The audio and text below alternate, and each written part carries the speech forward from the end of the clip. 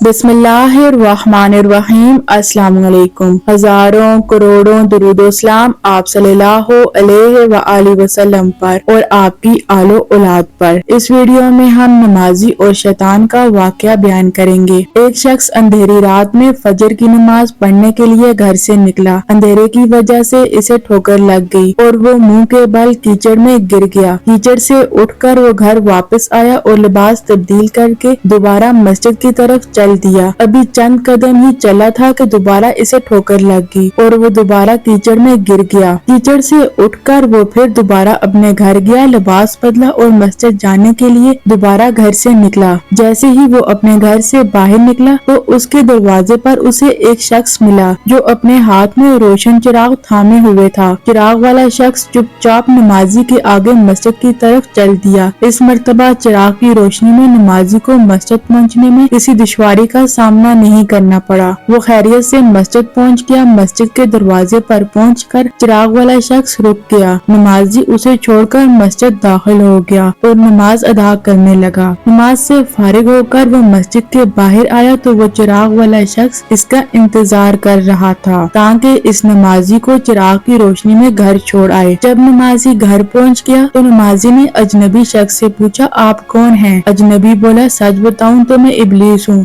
नमाजी की तो हैरत की इंतहा न रही। इस अजनबी की ये बात सुनकर नमाजी सोचने लगा, इब्लीस शैतान कैसे मुझे मस्जिद तक छोड़ सकता है? इसका काम तो लोगों को बहकाना है। तो इस शख्स ने बड़ी हैरत के साथ इब्लीस से पूछा, तुझे तो मेरी नमाज रह जाने पर होश होना चाहिए था, मगर तुम तो चिराग की रोशनी में मुझे मस्जिद तक छोड़ने आए। इब्लीस ने जवाब दिया कि जब तुम्हें पहली बार ठोकर लगी और तुम लिबास तब्दील करके मस्जिद की तरफ पलटे तो अल्लाह ताला ने तेरे सारे गुनाह माफ फरमा दिए। जब तुम्हें दूसरी ठोकर लगी तो अल्लाह ताला ने तुम्हारे पूरे खानदान को बख्श दिया, जिस पर मुझे फिक्र हुई कि अगर तुम्हें ठोकर लग गई तो अल्लाह ताला कहीं तुम्हारे इस अमल की बदौलत तुम्हारे सारे गांव की मगफिरत ना फरमा दे। इसलिए मैं चिराग लेकर आया हूँ, तुम बगैर गिरे मस्जिद तक पहुँच जाओ। इस शख्स ने जैसे ही ये बात सुनी तो इसने अल्लाह ताला की बारगाह में अपना सर झुकाकर अल्लाह ताला का शुक्र अदा किया।